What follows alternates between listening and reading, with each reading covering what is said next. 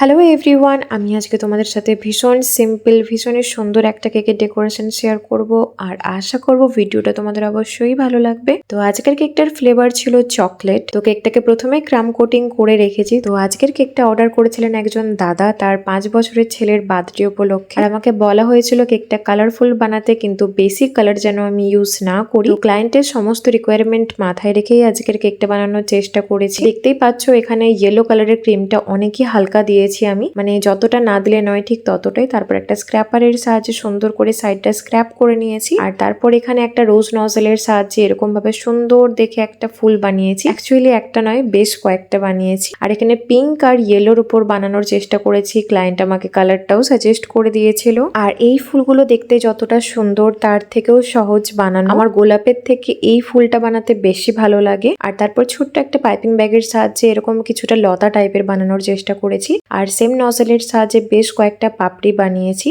এত ছোট্ট leaf nozzle পাওয়া যায় না, তার জন্য আমি এখানে একটা পাইপিং ব্যাগকে ভি শেপে কাট করে নিয়ে বেশ কয়েকটা ছোট্ট ছোট্ট পাতাও বানিয়েছি।